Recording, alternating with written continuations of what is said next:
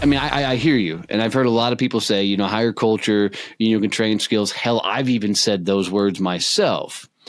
But there's got to be a working knowledge of. We've gotten ourselves into a lot of trouble over the years hiring a generalist. Yeah. So it's like you hire somebody to do social media, and what you find out is they're really good in Canva. So Right person, there right has to seat, be right? absolutely right. So Yeah. there has to be a working skills knowledge. So do you go look for the skill set but interview for culture? I mean, walk me through that. Okay, so let's talk about interviewing for culture because I think culture is too high level, right? Okay. Values alignment, I think values drive culture, and it stems from you, the CEO of the company, right? So how Right. you operate, and if you think about how the other people in your organization operate that are successful, it's probably congruent with how you operate, right? So you need to get that down on paper and be able to understand like, okay, these are the things that are important that help drive decision making within the company, right? Now, once you have that down, then it becomes much easier to kind of dig down at a deeper level to understand who a person is.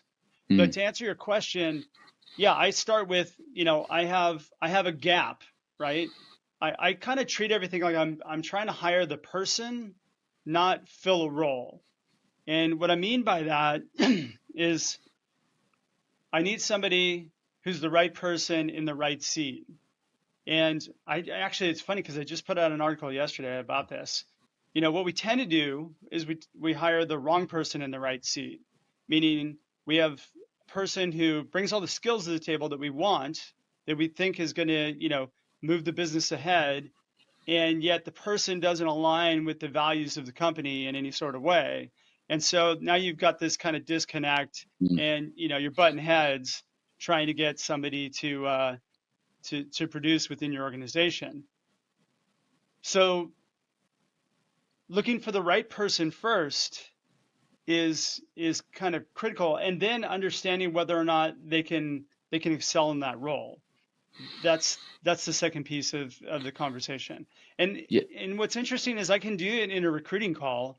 Actually, I just watched your thing on cold calling. Like I love cold recruiting calls, right? Because I can in a recruiting call, I can understand number one, if somebody's positioned right for my organization, but also, does this person have a level or a track record of performance that can translate over into my organization?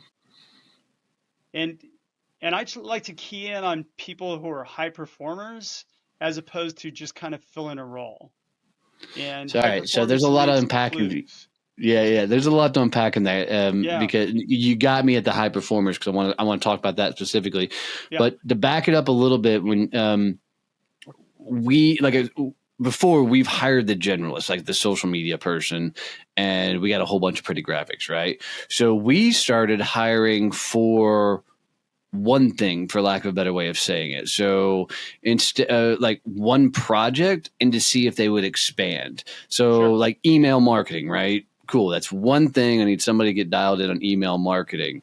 So we hired an email marketing, expert, and they actually worked their way up to become the COO of the company. Okay, We've hired a YouTube expert, and they started off doing YouTube for us, and now they're doing a bunch of micro clips and a bunch of other things. So we hire for that one skill set and see if they will evolve and step into it. Is that the right move, or should I think bigger than that? And then I got a loaded question after that. yeah, I think you should think bigger than that, quite frankly. I mean, it's not the wrong move if it's working for you, right? Um, but what happens is, how many did you have to hire of a YouTube expert to get yourself to a point where you got one that's stuck, right? So, Less and than there's the nothing, generalist. you yeah, know, yeah. And there's like we have people that work on contract in our company that are project based, right? So you really have to you really have to understand like, okay, is this something that's long term or short term, and right? can it evolve within the organization? Um, I found the biggest driver for most people today, especially if they're hopping ship from another company to come work with you, is growth and being able to show some sort of growth potential for them, or help them to grow in a direction other than just pushing buttons all day long, right? So Right. you mentioned you had two people, started them out here, but then they grew up, right? So you Yep. provided a growth path for them, and now they're in a position where, like, hey, they're contributing and they're part of the organization. That was something that they probably really desired, and unbeknownst to you, you you know Right. you were able to provide it to them. Otherwise, they probably would have bounced.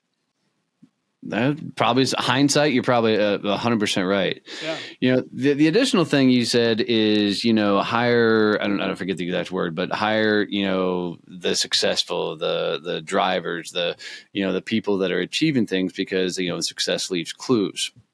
Over my years, and I've hired hundreds of salespeople over the years, Yeah.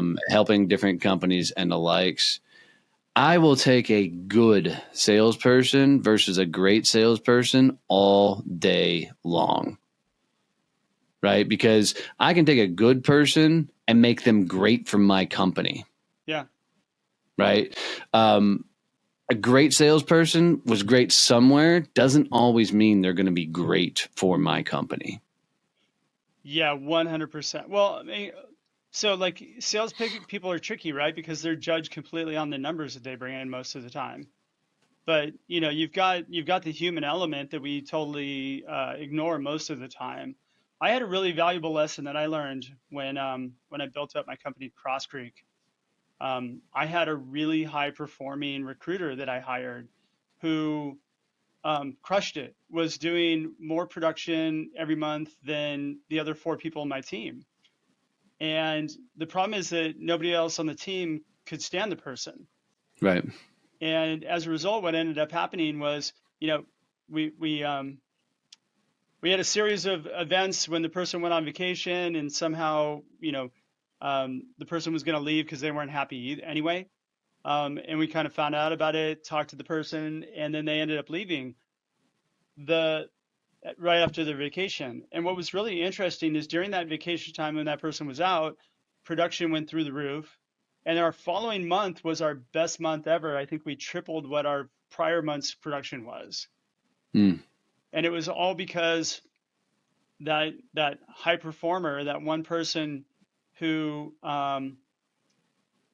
who was um, a big driver, production for us, ended up really stifling the rest of the team. And then just everybody rose to the occasion afterwards. And Yeah. then we Yeah. continuously, like, our revenue, we just hockey sticked after that. So it was a pretty incredible learning lesson for me. Yeah. 100%. And I've seen that play out in several companies. You get that one lone wolf salesperson, and the company's like, "Oh my god!" But they're producing all the money Yeah. until they get them out of the way and they can see what actually happens. See, what So, I'm more interested in is actually how somebody does something, not their numbers, right? So, with salespeople, I like to have them walk me through their last sale, like something, or walk me through a sale they lost, because I mm, want to understand exactly what happened, how they fit, like how they think, and how they might have figured out where they lost the person and what they tried to do to get that person back, or that God, it's company such a back, great right? question, because you can watch the squirm if they don't want to answer that question. You'll see what they're made of real quick. Um, Yeah, and by the way, most interviewers are gonna do that. Once you dig underneath the hood of really anything, they get uncomfortable, and they mm, might get they might be feeling a lot of different things. But this is why I said success leaves clues, because if you're walking me through exactly how you did something and what happened and where it fell apart and why it fell apart, and you have an understanding of it, then you actually did the work. Um, and if you don't, if you're not able to do that, then you probably didn't. You probably didn't perform. And one of the things that I found about high performers, and they could be good salesmen, they could be great, I don't know, but one of the things, high performers can tell you exactly how they did something step by step. And they yes, can tell you I every agree. problem they ran into. They don't make up anything. I mean, like, and they think about things afterwards.